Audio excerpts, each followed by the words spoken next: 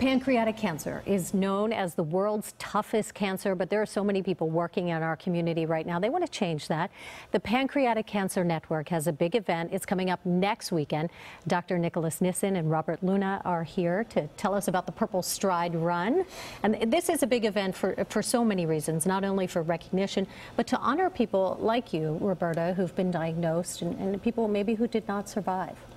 Yeah, I was diagnosed April 1st, 2002, and I'm the few lucky in the 9% that have survived 5 years or longer. I think the main reason why I have been able to survive is I was diagnosed very early because I lost my mother, my father, my grandmother, and my uncle to the disease before my diagnosis. So, Doctor, when we hear Roberta talking about her story and about her family history, this is really unusual because it is, as we said, the world's deadliest cancer. It's very unusual to have a family history like that, and that's one of the things that sparks us to do screening. But one of the problems with pancreatic cancer is we don't have good screening tests. We don't have good early warning signs, and that's what part of what PanCan is doing, is trying to find ways to pick this cancer up at an earlier stage, so maybe we can have more Robertas. So what can we do? What people do maybe to help prevent it, to recognize? Are there symptoms? There are symptoms. They tend to occur at later stages. So a common one would be jaundice, yellowing of the eyes, yellowing of the skin, weight loss, abdominal pain. Even diabetes can be an early indicator. But of course, these are symptoms that occur in a lot of other conditions, so they're not specific to pancreatic cancer. Again, we don't have good early warning signs, and that's a real area that we need to improve on. Okay, and one of the ways we do this is by talking about it, by bringing recognition and helping fund research, and I think that's what this walk is all about. So the PurpleStride Walk, there's 55 of these across the country, across the U.S., and this is the signature event for PanCan. This is how they raise the funds that help do the work. Our Los Angeles walk is May 5th. We're going to have 1,600 participants.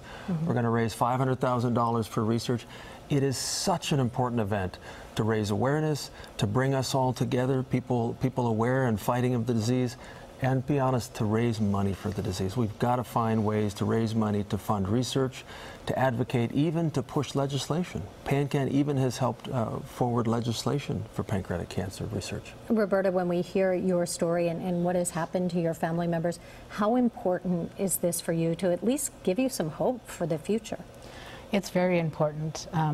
We need to get the awareness out there so that people understand what pancreatic cancer is. And it doesn't have to be a death sentence. We need to get the tools, like the doctor said about early detection. Pancreatic cancer is so hard to diagnose because of the location of it. And the symptoms are so vague that they can be so many other different illnesses. But what has been very helpful for me is the Pancreatic Cancer Action Network. And they have a great support system. They have, it's called Patient Central.